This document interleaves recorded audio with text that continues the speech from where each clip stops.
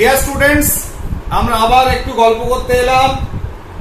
সেটা হচ্ছে আমাদের পরমাণু গঠনের গল্প শুরু হয়েছিল। আমরা প্রোটন, নিউট্রন, ইলেকট্রন তাদের যে আবিষ্কার সেটা কিন্তু দেখে ফেলেছি, ঠিক আছে না? বিজ্ঞানী স্যার জে থমসন ইলেকট্রন আবিষ্কার করে ফেলেছেন, গোল্ডস্টেইন প্রোটন আবিষ্কার করে ফেলেছেন, আর তোমার বিজ্ঞানী চ্যাডউইক নিউট্রন আবিষ্কার করে ফেলেছেন। ঋণাত্মক আধানগ্রস্ত ইলেকট্রন, ধনাত্মক আধানগ্রস্ত প্রোটন এবং নিস্তরিত হচ্ছে নিউট্রন কণা।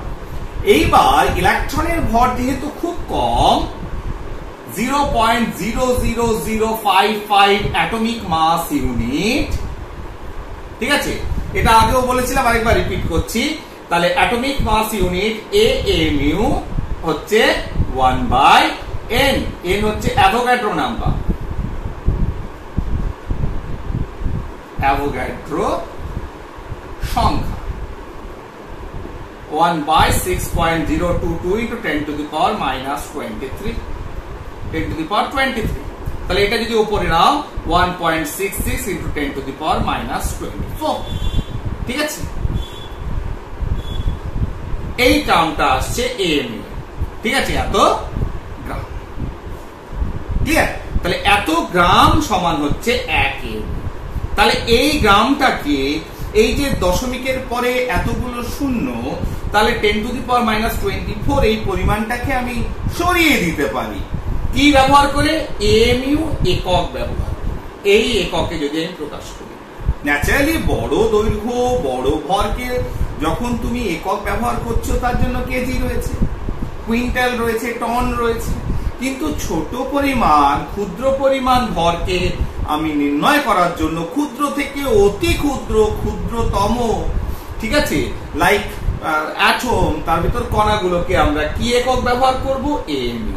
তাতে আমার এই টার্মটা চলে যাবে, আমি একটা পূর্ণ সংখ্যা পেয়ে যাব, ক্লিয়ার? সেটা দিয়ে আমার নিউমেরিক্যাল প্রবলেম, বিভিন্ন অঙ্কগুলো করতে আমাদের সুবিধা হবে। আর যদি এইটা যদি এই এককে প্রকাশ না করি, AMU এককে প্রকাশ না করি, তাহলে আমাদের কিন্তু সমস্যায় পড়তে হবে। ফর এক্সাম্পল, আমরা একটা উদাহরণ দিয়ে বলি। আমরা যেহেতু প্রোটন, নিউট্রন, ইলেকট্রন আবিষ্কার হয়ে গেছে, তাই এই কথাটা বলে তারপরে আমরা পরমাণুর গঠনে আবার ঢুকবো। আর কি কি পরবর্তীকালে বিকাশ ঘটেছিল, কি কি এক্সপেরিমেন্ট হয়েছিল, হিসেব মতো তোমরা জানো সবাই, যেগুলো একটু একটু পড়াশোনা করছো, সেটা হচ্ছে রাদারফোর্ডে ঢুকবে। তাহলে দেখো একটা জিনিস পরিষ্কার, যে যদি একটা পরমাণুকে সার্কুলার ধরি, তার ভেতর ইলেকট্রন, প্রোটন, নিউট্রন রয়েছে। তার ভেতর ইলেকট্রনের ভর অনেক কম, প্রোটনের ভর সে তুলনায় 1.0076 AMU, আর নিউট্রনের ভর হচ্ছে 1.0079 অ্যাটমিক মাস ইউনিট। ন্যাচারালি পরমাণুর ভর যা হবে সেটা নির্ভর করছে কিসের উপর? প্রোটনের উপর আর নিউট্রনের উপর। এবার যদি কারো মনে হয় যে স্যার আপনি AMU দিয়ে না করে যদি আমি পরমাণুর ভরকে করি, তাহলে ধরো কোনো একটা পরমাণু রয়েছে, পরমাণুর ভেতরে দুটো প্রোটন রয়েছে, দুটো নিউট্রন রয়েছে, আর দুটো ইলেকট্রন রয়েছে। ইলেকট্রনটা বাদ দাও, কারণ এর ভরটা অনেক কম, 0.00055, সেখানে 1.0076। তার মানে যা কন্ট্রিবিউট করে পরমাণুর ভরকে নির্ধারণ করতে, সেটা contribution of proton and neutron. তার মানে তাদের ভরের যোগফলই হচ্ছে একটা পরমাণুর ভর, সেটা ধরে নিতে পারি, একদম কাছাকাছি একটা সংখ্যা বেরোবে। সেটাই যদি করি, তাহলে যে পরমাণুতে দুটো প্রোটন এবং দুটো নিউট্রন রয়েছে, তুমি বলবে স্যার এই পরমাণুটার ভর কেমন হতে পারে? তাহলে বলবো যে যদি আমি AMU তে প্রকাশ না করি, 2 ইন্টু প্রোটনের ভর কত? 1.6725 না লিখে আমি 67 লিখছি, 1.67 into 10 to the power minus 24 গ্রাম। আর এটার কত? নিউট্রন কত? মোরলেস কাছাকাছি 1.67, এটা 25 ছিল, 50 into 10 to the power minus 24 গ্রাম। তার মানে হচ্ছে 4 into 1.67 into 10 to the power minus 24 গ্রাম। তাহলে এইটা নিয়ে কাজ করা সুবিধা না? আমি যদি ধরে নিই যে মোটামুটি 1.67 মানে 1 AMU মানে হচ্ছে 1.66, নিয়ারলি অ্যাবাউট 11767, তাহলে আমি বলতে পারি 4 AMU। এটা সুবিধা। তুই বলো স্যার এটা তো খুব সুবিধা, তার কারণ আমি এটা নিয়ে করব কি করে, একটা প্রবলেমকে কি করে করব, কারণ একটা আমরা তো ছোটখাটো প্রবলেম করি, যারা বিজ্ঞানীরা বড় বড় অনেক সমস্যা সমাধান করে, তার তত্ত্বগত দিক থেকে অনেক থিওরিটিক্যাল ক্যালকুলেশনস করে, তখন সেটাকে একটা পজিটিভ কোয়ান্টিটি, পজিটিভ এন্টিটি দেওয়ার জন্য সেখানে কি করলো, এএমইউ এককের প্রচলন করলো। তাহলে এই 1.67 বা 1.66 এটাকে আমি ধরে নিচ্ছি যে সব থেকে ভালো হয় যে 1.67 না করে আমি ধরে নিচ্ছি এটা 1.0076 না করে আমি ধরে নিই ফর ক্যালকুলেশন এটা হচ্ছে 1 এএমইউ, আর নিউট্রনটাও ধরে নিই নিয়ারলি 1 এএমইউ, মানে এটার মতো ধরে নিই। তাহলে এটা কি হলো, যার ভেতর দুটো প্রোটন দুটো নিউট্রন রয়েছে, তার ভর কত হলো 4 এএমইউ। তাহলে এইবার দেখো আমি এই জটিলতায় না যে কোনো পরমাণুর ভর কেমন হবে আমি বার করতে পারবো। কোন পরমাণুর ভেতর রয়েছে হচ্ছে 10টা প্রোটন 10টা নিউট্রন, ন্যাচারালি এর ভর কত, 10 + 10 = 20, তার মানে 20, এক একটা প্রোটন এক একটা নিউট্রন কতটা এএমইউ ভর কন্ট্রিবিউট করছে 1 করে, তার মানে 20 এএমইউ, 20 এএমইউ। তাহলে পরমাণুটার ভর কত হলো 20 অ্যাটমিক মাস ইউনিট। ক্লিয়ার? তাহলে এইভাবে প্রত্যেকটা পরমাণু তার প্রোটন এবং নিউট্রন সংখ্যার যোগফল দ্বারা এবং সেটাকে এমইউ এককে প্রকাশ করে আমি কি করতে পারি, তার ভরটাকে নির্ণয় করতে পারি। তাহলে এই একটা কনফিউশনের জায়গা, জিনিসটা খুবই সোজা সাপটা, কিন্তু এটা নিয়ে আমরা পড়াশোনা করতে গেলে স্টুডেন্টের ভিতর দেখেছি বারে বারে তারা কনফিউজ হয় যে এই জিনিসটা কি। বা আরেকটা কথা তোমাদের এখনই বলছি, সেটা হচ্ছে ভর সংখ্যাটা, তার সঙ্গে পরমাণুর ভরের কি সম্পর্ক আছে। ঠিক আছে, তাহলে এখান থেকে তো বুঝতে পারছো যে যে কটা প্রোটন থাকবে যে কটা নিউট্রন থাকবে সেটাকে সেই সংখ্যাটা প্রত্যেকটা যেহেতু 1 এএমইউ, তার মানে এদের এত এএমইউ হচ্ছে সেই পরমাণুর ভর। খুব কাছাকাছি এরকম ইলেকট্রনটাকে আমরা ধরি না, কারণ তার ভর যেহেতু খুব কম সেটাকে নেগলেক্ট। ঠিক আছে, এইবার যে জিনিসটা তারপরে আমাদের কনসেপ্টে আসছে যে সবাই জানো যে অ্যাটমিক নাম্বার, পারমাণবিক সংখ্যা বা পরমাণু সংখ্যা। ঠিক আছে, পরমাণু সংখ্যা কি জিনিসটা কি, পরমাণু সংখ্যা হচ্ছে প্রোটন সংখ্যা। পরমাণুর ভেতরে একটা পরমাণুর ভেতরে যতগুলো প্রোটন সংখ্যা থাকে, আর আমরা জানি পরমাণু সাধারণ অবস্থায় নিস্তড়িত, এটা আমরা পড়ে এসেছি। তারপরে প্রোটন সংখ্যা যা থাকবে সেই সংখ্যা ইলেকট্রন থাকবে। তাহলে প্রোটন সংখ্যা বা ইলেকট্রন সংখ্যা এটাই হচ্ছে তার পারমাণবিক সংখ্যা বা পরমাণু সংখ্যা, অ্যাটমিক নাম্বার। আরেকটা বলি ভর সংখ্যা, মাস নাম্বার। এবার অনেকের মনে এই প্রশ্নটা যায় যে এটাকে ভর সংখ্যা কেন বলি। ঠিক আছে, তাহলে ভর সংখ্যা কি জিনিস, কেন আগে এই জিনিসটা আমি অ্যানালিসিস করলাম, তার পেছনেও একটা নিশ্চয়ই কারণ আছে। দেখো, ভর সংখ্যা হচ্ছে পরমাণুর ভেতরে প্রোটন সংখ্যা প্লাস নিউট্রন সংখ্যা। ঠিক আছে, প্রোটন সংখ্যা এবং নিউট্রন সংখ্যা। তবে হিলিয়ামে কি রয়েছে, দুটো প্রোটন আছে, দুটো নিউট্রন আছে, দুটো ইলেকট্রন রয়েছে। তার মানে হিলিয়ামের ভর সংখ্যা কত, প্রোটন এবং নিউট্রন সংখ্যা, তার মানে হচ্ছে 2 + 2 = 4। যেহেতু প্রোটন এবং নিউট্রন সংখ্যার যোগফল, যেটাকে আমরা ভর সংখ্যা বলছি, সেটা কি করে, সেটাই তো তাদের মোট ভরই তো পরমাণুর ভর আমরা ধরে থাকি। তাহলে যেটাই ভর সংখ্যা পেলাম তার সঙ্গে একটা এএমইউ, যেটা এখনই আলোচনা করলাম, একক যোগ করে দাও, তার মানে হচ্ছে 4 × 1.66 × 10⁻⁻24 গ্রাম। তাহলে এটাই হয়ে গেল পরমাণুর ভর। তাহলে একটা পরমাণুর ভর সেটা কি ভর সংখ্যা থেকে আমরা জানতে পারছি, তাই এটার নাম হয়েছে মাস নাম্বার বা ভর সংখ্যা। তাহলে দিস ইজ এ নাম্বার, এটা একটা সংখ্যা মাত্র, কিন্তু এটার দ্বারা আমি বার করতে পারি পরমাণুর ভর এএমইউ, অর্থাৎ 1.66 × 10⁻⁻24 দিয়ে গুণ করে। একদম কাছাকাছি একটা ভর একদম 100% অ্যাকুরেট না হলেও কাছাকাছি ভর পেয়ে যাবো আমি, তাই এটাকে আমরা বলি মাস নাম্বার বা ভর সংখ্যা। ক্লিয়ার? বুঝতে অসুবিধা হলো? এবার তুমি বলবে স্যার নিউট্রন সংখ্যা কি করে পাবো? নিউট্রন সংখ্যা কিছুই নয়, এই ভর সংখ্যা থেকে পারমাণবিক সংখ্যা বা পরমাণু সংখ্যা, যেটা অ্যাটমিক নাম্বার, এই দুটো বিয়োগ করে দাও। তাহলে ভর সংখ্যা a মাইনাস জেড যদি করো, তাহলে এটাকে a দ্বারা প্রকাশ করা হয় ক্যাপিটাল A, যে জেড দ্বারা। তাহলে এখানে ভর সংখ্যা হচ্ছে, এটা তোমাদের বহুবার ছোট ক্লাসেও বলা হয়েছে যে ভর সংখ্যা মানে প্রোটন আর নিউট্রন সংখ্যার যোগফল, সেখান থেকে প্রোটন সংখ্যা বিয়োগ করে দিলে আমি নিউট্রন সংখ্যা পেয়ে যাব। এটা ইজি। কিন্তু আমার প্রশ্নটা ওখানে ছিল না, আমার যে আলোচনার বিষয়বস্তু সেটা হচ্ছে ভর সংখ্যাকে কেন ভর সংখ্যা মাস নাম্বার আমরা বলি, এবং পরমাণুর যে ভর, একটা পরমাণুর ভর কি করে আমরা প্রকাশ করি। কেন এই আলোচনা এলাম? তার কারণ আমাদের পরমাণুর ভেতর প্রোটন, নিউট্রন, ইলেকট্রন, কণার আবিষ্কার হয়ে গেছে, তাদের আধান কার কিরকম, ভর কিরকম সেটাও জানা হয়ে গেছে। তার মানে পরমাণুর ভরে কার কন্ট্রিবিউশন কেমন রয়েছে, কে পরমাণুর ভরকে নির্ধারণ করে এবং সেটাকে কিভাবে প্রকাশ করি সেটা আমরা বলে নিলাম। তার সঙ্গে পারমাণবিক সংখ্যা এবং তার সঙ্গে ভর সংখ্যাকে আমরা আলোচনা করলাম। এবার আমরা কি করে এটাকে প্রকাশ করি? ধরো কোনো একটা মৌলকে পরমাণু সংখ্যা এবং ভর সংখ্যা কি করে প্রকাশ করতে হয় সেটাও আমরা দেখি। এটা আমরা বিভিন্ন সময় তেজস্ক্রিয়তা বলো বিভিন্ন জায়গায় কাজে লাগবে। সেটা হচ্ছে যে কোনো একটা মৌল লিখলে তার পারমাণবিক সংখ্যাকে নিচে এবং ভর সংখ্যাকে উপরে, এটা জেড, এটা ধরো, সেটা ডাইনে বাঁয়ে কোনো ব্যাপার নেই, দুটোকেই বাঁ দিকে লিখতে পারো, দুটোকেই ডান দিকে লিখতে পারো, একটা বাঁয়ে একটা ডাইনে লিখতে পারো, কিন্তু নিচে থাকবে পারমাণবিক সংখ্যা, উপরে থাকবে ভর সংখ্যা। ঠিক আছে না?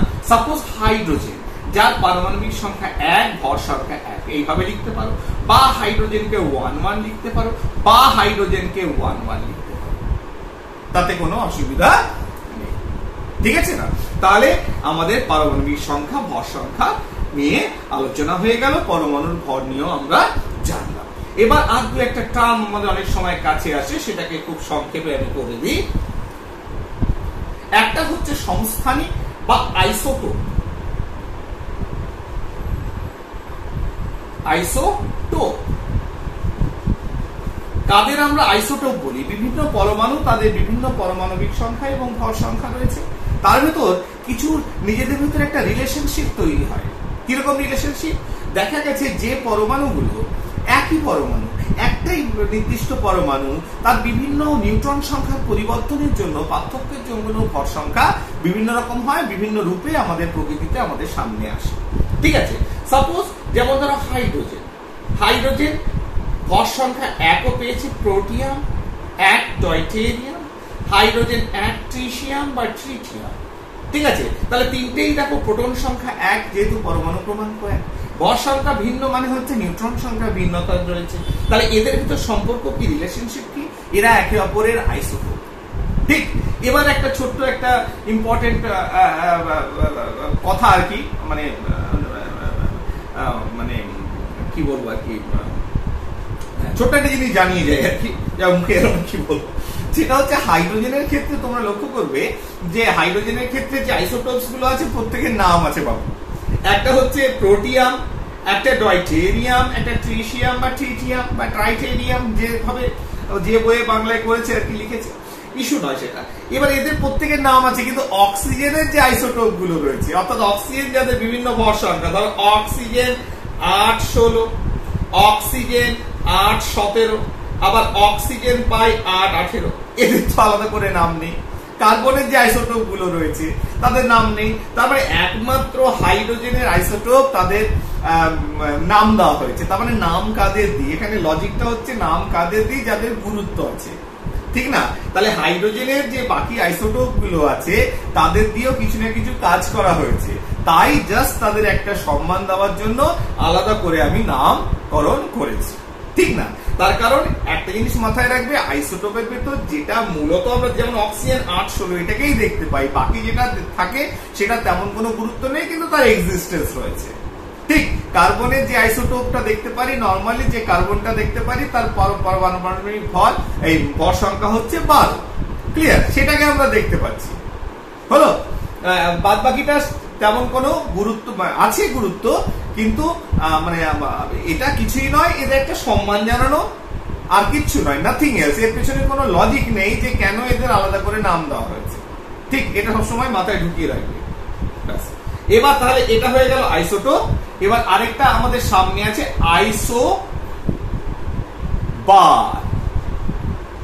আরেকটা টার্ম কি আছে? আইসোবার। তাহলে আইসোবার কারা? হু আর আইসোবার? তাহলে আইসোবার কথাটা যদি বলি, তাহলে এখানে যেমন একটা মৌল, একটা পরমাণু, তার বিভিন্ন মানে একই মৌলের বিভিন্ন ভর সংখ্যা যুক্ত পরমাণু। ঠিক আছে, এখানে দুটো আলাদা মৌল যদি ভাবি, ধরো ভাবো নাইট্রোজেন 714, কার্বন 640। তাহলে কি হচ্ছে? আইসোটোপের ক্ষেত্রে পরমাণু ক্রমাঙ্ক একই হচ্ছে, একটাই মৌল, তার বিভিন্ন ভর সংখ্যা। আর এখানে কি হচ্ছে? পরমাণু ক্রমাঙ্কটা আলাদা, ভর সংখ্যাটা একই। তাহলে পরমাণু ক্রমাঙ্ক আলাদা মানে ভিন্ন মৌল, কিন্তু ভর সংখ্যা এক। ক্লিয়ার? তাহলে এদের সম্পর্ক কি? এরা একে অপরের আইসোবার। আরেকটা কি হচ্ছে? আইসোটোন।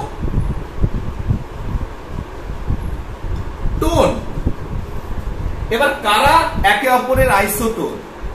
আইসোটোন হচ্ছে কি? আইসোটোন হচ্ছে পরমাণুদের ভিতর কি সম্পর্ক? তাদের নিউট্রন সংখ্যা সমান। কি? নিউট্রন সংখ্যা সমান।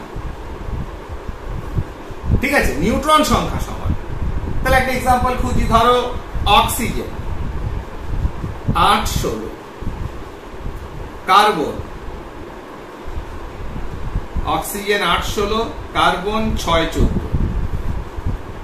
তাহলে দেখো এদের পরমাণু ক্রমাঙ্ক আলাদা, ভর সংখ্যা আলাদা, এর আইসোটোপও নয়, আইসোবারও নয়, কিন্তু এদের ভিতর কি সম্পর্ক দেখো। এর অক্সিজেনের ক্ষেত্রে দেখো 16 - 8 = 8টা নিউট্রন। কার্বনের ক্ষেত্রে দেখো 14 - 6 = 8টা নিউট্রন। তাহলে বোথ হ্যাভ 8 নিউট্রনস। দুটোর ক্ষেত্রে একই সংখ্যক নিউট্রন। তাহলে একে অপরের সম্পর্ক কি? এরা একে অপরের আইসোটোন। আরেকটা বলে আইসো ইলেকট্রন।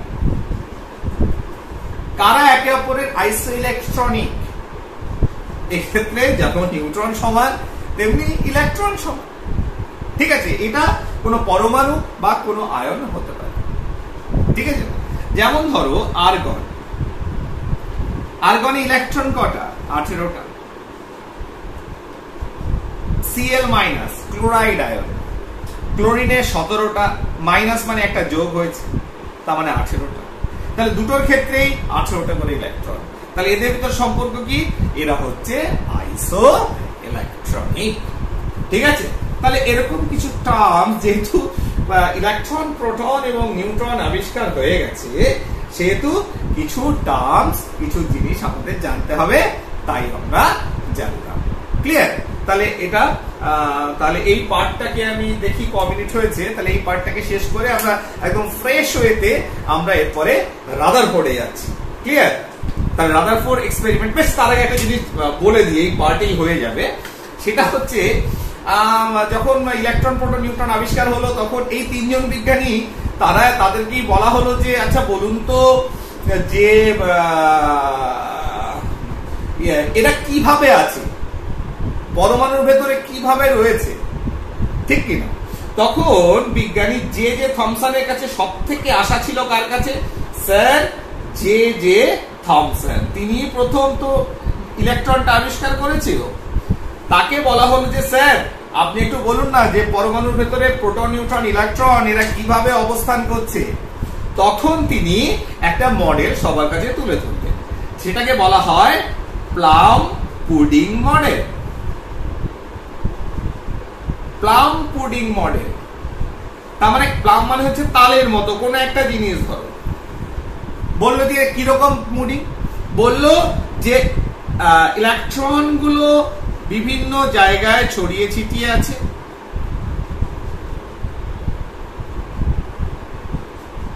আর তার চারিদিকে প্রোটনস গুলো রয়েছে, ঠিক আছে, যেমন বীজগুলো থাকে, লাইক দ্যাট।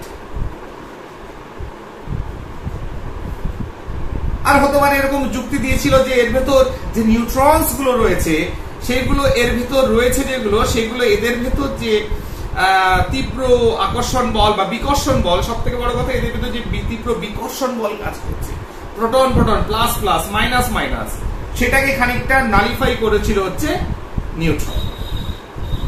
এইভাবে একটা মডেল তৈরি করেছিল বিজ্ঞানী জে জে থমসন, যেটাকে বলা হয় প্লাম পুডিং মডেল, ঠিক আছে।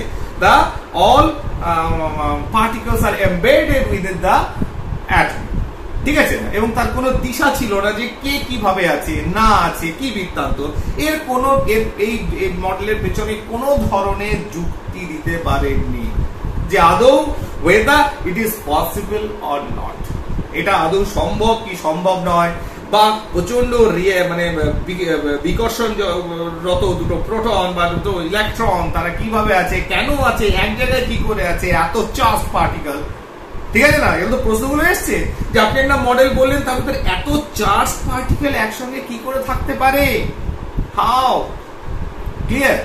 যাই হোক, সেরকম কোনো সদুত্তর পায়নি প্লাম পুডিং মডেল। সেই জন্য যে কদিন অন্য কোনো নতুন আবিষ্কার না হচ্ছে সে কদিন পর্যন্ত মানুষ এই প্লাম পুডিং মডেলটাকে বিশ্বাস করেছিল যে yes, sir J J Thomson যখন বলেছে এত বড় একটা কাণ্ড ঘটিয়েছে, ভগবান হয়ে গেছে, ঠিক ন্যাচারালি সে যখন বলেছে তাই হবে, খানিকটা ভেবেছে অনেকে, কিন্তু বিজ্ঞানীরা তো ভাবতে চায় না সবকিছু, যুক্তি ছাড়া প্রমাণ ছাড়া কিছু ভাবতে পারে না তারা। তাদের ভিতর কোশ্চেন ছিল, এইরকম একজন বিজ্ঞানী যার মনের ভিতর হয়তো এটা মানে এই বিষয়টা ছিল না, সেও ভাবছিল, কিন্তু করতে গেছিল এক, হয়ে গেছে আরেক। যেমন বিজ্ঞানী গোল্ডস্টেইন ইলেকট্রন আবিষ্কারের প্রসেসটাকে রিপিট করতে গেছিল, হয়ে বেরিয়ে গেছিল প্রোটন, ক্লিয়ার, হাইড্রোজেন আয়ন, সেখান থেকে প্রোটনের কনসেপ্ট, যেটা হাইড্রোজেন গ্যাস নিয়ে পড়েছিল পরবর্তীকালে বিজ্ঞানী গোল্ডস্টেইন। তেমনি বিজ্ঞানী চ্যাডউইকের ক্ষেত্রেও তাই, আলফা মানে ভারী আলফা কণা নিয়ে করতে গেছিল, নিউট্রন আবিষ্কার হয়ে গেছিল একটা কণা। তেমনি বিজ্ঞানী রাদারফোর্ড এই আলফা কণা নিয়েই একটা পরীক্ষা করছিলেন, আলফা কণা নিয়েই পরীক্ষা করছিলেন, এবং করার পর এই যে রেজাল্ট তিনি পেলেন সেটায় এই মডেলটা ভেস্তে গেল, প্লাম পুডিং মডেল আর টিকলো না। পরমাণুর একটা নতুন মডেল অফ অ্যাটম, স্ট্রাকচার, গঠন কেমন, ইলেকট্রন প্রোটন নিউট্রন কোথায় রয়েছে, এবং সবথেকে ইম্পর্টেন্ট রাদারফোর্ডের যে পরীক্ষা, একটা নতুন টার্ম লোকে জানলো যে পরমাণুর ভেতরে নিউক্লিয়াস থাকে।